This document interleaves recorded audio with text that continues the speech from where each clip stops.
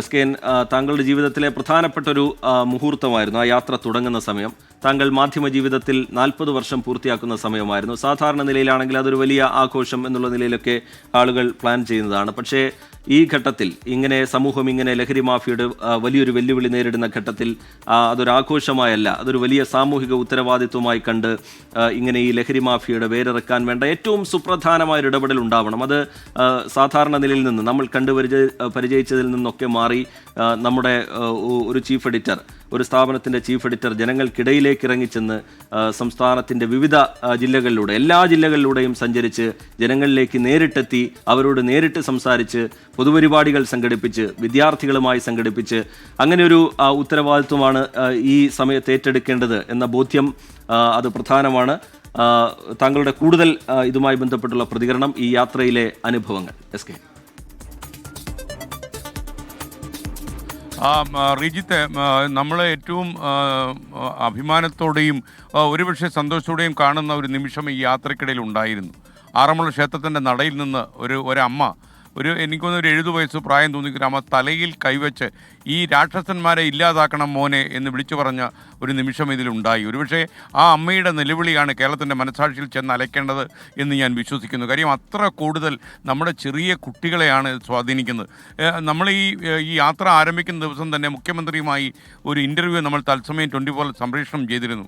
അന്ന് തന്നെ മുഖ്യമന്ത്രി തീരുമാനമെടുത്തിരുന്നു തോന്നുന്നു. അദ്ദേഹം പറഞ്ഞു, ഈ അഭിമുഖത്തിൻ്റെ അവസാനം, നിങ്ങൾ ഈ പഠനത്തിലൂടെ മനസ്സിലാക്കുന്ന കാര്യം റിപ്പോർട്ടായിട്ട് എനിക്ക് തരണം എന്ന് അദ്ദേഹം ആവശ്യപ്പെട്ടിരുന്നു. നമ്മൾ അങ്ങോട്ട് പറയാതെ തന്നെ മുഖ്യമന്ത്രി ഇക്കാര്യം നമ്മൾ ഇങ്ങോട്ട് പറയുകയായിരുന്നു.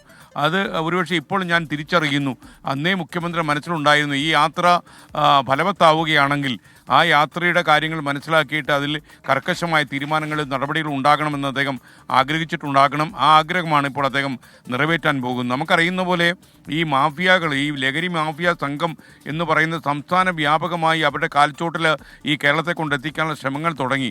കേരളത്തിൻ്റെ പുറത്ത് ബാംഗ്ലൂരു പോലെയുള്ള നഗരങ്ങളിൽ നിന്നാണ് ഈ സാധനങ്ങൾ കേരളത്തിലേക്ക് വരുന്നത്. ഈ മയക്കുമരുന്നിൻ്റെയൊക്കെ ഉറവിടം, ഈ രാസലഹരി, സിന്തറ്റിക് ലഹരി, കോക്കൈൻ, ഇങ്ങനെയൊക്കെ പറയുന്ന സാധനങ്ങളുടെ ഉറവിടം കേരളത്തിലല്ല, അത് കേരളത്തിന് പുറത്താണ്. അതുകൊണ്ട് തന്നെ സംസ്ഥാന സർക്കാരിനും മറ്റുള്ള സംസ്ഥാന സർക്കാരുകൾക്കും മാത്രമേ ഈ ലഹരി മാഫിയുടെ തായ്വേർ അറക്കാൻ പറ്റൂ. അത് മുഖ്യമന്ത്രിക്ക് നന്നായിട്ട് അറിയാം.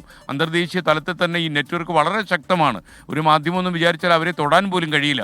അപ്പം നമ്മൾ വളരെ ആഴത്തിൽ ഇതിനെ പഠിക്കുകയും നമ്മുടെ ഗവേഷണം ആർ ബിന്ദുരാജൻ നേതൃത്വത്തിലുള്ള ഗവേഷണ സംഘം അത് വളരെ ആഴത്തിൽ പഠിക്കുകയും വിദഗ്ധരുമായി സംസാരിക്കുകയും ഒക്കെ ചെയ്തിട്ടാണ് ഈ റിപ്പോർട്ട് തയ്യാറാക്കിയത്.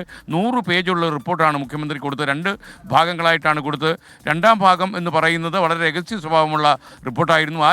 ആ റിപ്പോർട്ടിലാണ് കേരളത്തിലെ ചില പ്രദേശങ്ങളിൽ ഈ ലഹരി സംഘങ്ങൾ അടക്കി വാഴുന്നുണ്ട്, നമ്മുടെ കുട്ടികളെ അവർ നശിപ്പിക്കും. നിങ്ങൾക്കറിയുന്ന പോലെ പാറശാലയിലും കാട്ടാക്കടയിലും അതുപോലെ പത്തനംതിട്ടയിലും ഒക്കെ നമ്മൾ കണ്ട ഒരു കാര്യമുണ്ട്, ഈ കൂളെന്നൊരു മിഠായി. അതായത് കുട്ടികൾ പരീക്ഷയ്ക്ക് പോകുന്ന സമയത്ത് കുട്ടികളെ വഴിയിൽ പിടിച്ച് നിർത്തിയിട്ട് പരീക്ഷയ്ക്ക് പഠിച്ചതെല്ലാം ഓർമ്മിച്ച് കടലാസിലേക്ക് കൊണ്ടുവരാൻ, ഓർമ്മശക്തി കൂട്ടാൻ ഒരു സിദ്ധൌഷധം എന്ന നിലയിൽ ഈ കൂളെന്ന് പറയുന്നൊരു മിഠായി കുട്ടികൾക്ക് വാഗ്ദാനം ചെയ്യുന്നു. ആദ്യമൊക്കെ കുട്ടികളത് വേണ്ടെന്ന് പറയും, പക്ഷേ പിന്നീട് ആവർത്തിച്ച് പറയുമ്പോൾ ഈ എല്ലാം ഓർമ്മിച്ചെടുക്കാനുള്ള സിദ്ധൌഷധമാണെന്ന് തെറ്റിദ്ധരിച്ച് കുട്ടികളിത് വാങ്ങി കഴിക്കുന്നു. 3-4 ദിവസം ഈ കൂൾ മിഠായി കഴിക്കുമ്പോൾ ഈ കൂൾ മിഠായി ഇല്ലാതെ കുട്ടികൾക്ക് പരീക്ഷയ്ക്ക് പോകാൻ കഴിയാത്ത സാഹചര്യം വരും. കാരണം ഇതിൽ ലഹരി കയറ്റി വെച്ചിരിക്കുകയാണ്. ഈ ലഹരിക്ക് ഈ കുട്ടികളെ അഡിക്റ്റ് ആക്കിക്കൊണ്ട് ആളുകൾ നമ്മുടെ കുട്ടികളെ വഴിതെറ്റിക്കുകയാണ്. ഞാൻ ഈ ഡി അഡിക്ഷൻ സെൻ്ററിലൊക്കെ പോയി പല കുട്ടികളെയും നേരിട്ട് കണ്ടിരുന്നു. സത്യം പറഞ്ഞാൽ ചങ്ക് തളർന്നു പോകുന്ന നിമിഷങ്ങളാണ് നമ്മൾ കണ്ടത്.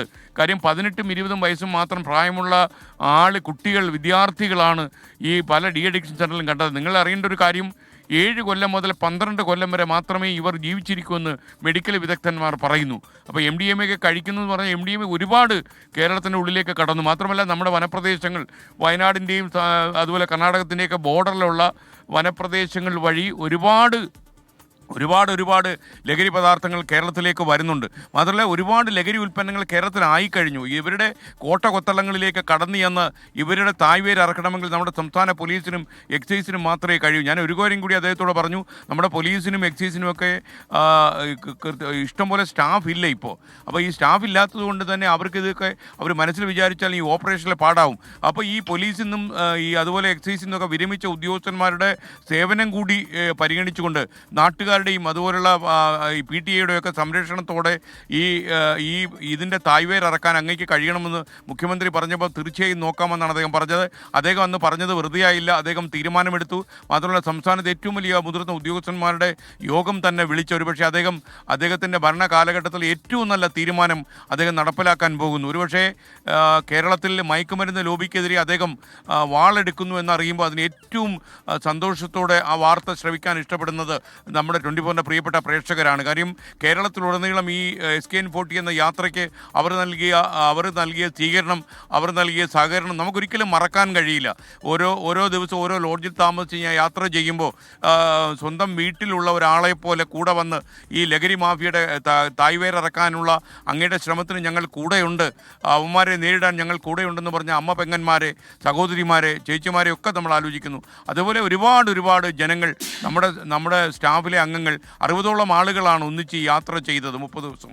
അപ്പോൾ ഇതിനൊക്കെ സഹായിച്ചു. മുഖ്യമന്ത്രിക്ക് ഒരിക്കൽ കൂടി നന്ദി രേഖപ്പെടുത്തുന്നു. മാത്രമല്ല അങ്ങ് ഈ ഉന്നതതല സമിതി യോഗം വിളിക്കുന്ന പോലെ തന്നെ ഈ അടുത്ത ഇതിനൊരു ടൈം പീരീഡ് കൂടി വെക്കണമെന്ന് ഞാൻ അങ്ങോട്ട് റിക്വസ്റ്റ് ചെയ്യുകയാണ്. 6 മാസം അല്ലെങ്കിൽ 1 കൊല്ലം.